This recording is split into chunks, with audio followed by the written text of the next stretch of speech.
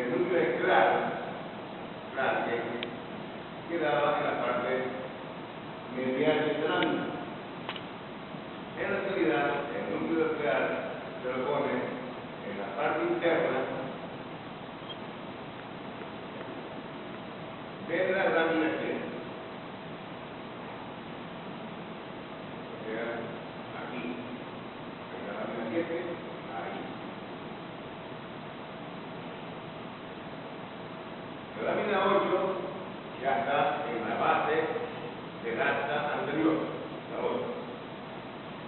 Es una lámina que tiene muchas células comisurares y llegan a esta lámina, como después veremos, algunos partículos como el vestíbulo espinal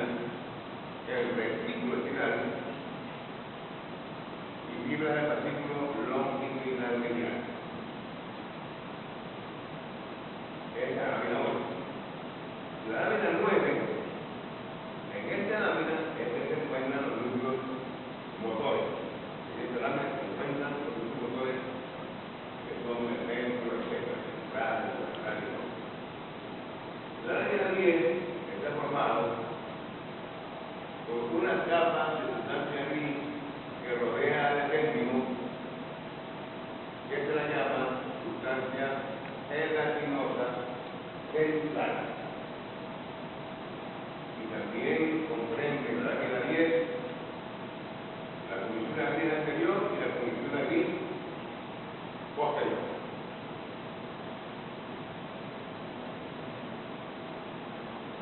Ahora, en los sitios donde hay asta lateral, esta aparece en la parte externa de la lámina 7. También se lo llama núcleo intermedio lateral, porque estaría aquí, en la parte externa de la lámina 7. En los sitios donde aparece el asta lateral, ustedes ya saben que se encuentra entre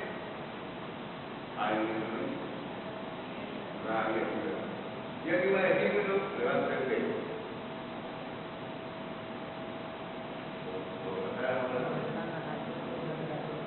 ¿Cuál es? El abierto te falta. En la respuesta tiene que ser esta. T1 R2. T1 a N2.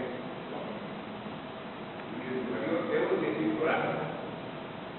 Y es lo lumbaroso. Y corresponde al simpático, al sistema nervioso simpático. Aquí se encuentran las neuronas del sistema nervioso simpático.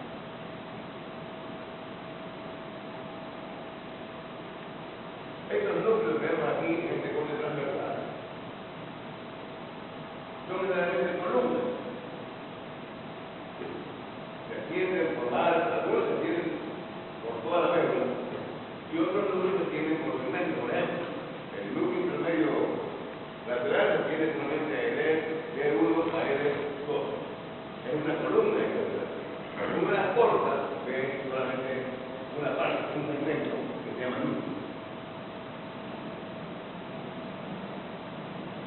Ahora, ¿cómo se comportan las fibras sensitivas cuando hacen su ingreso a la médula por el surco postero lateral?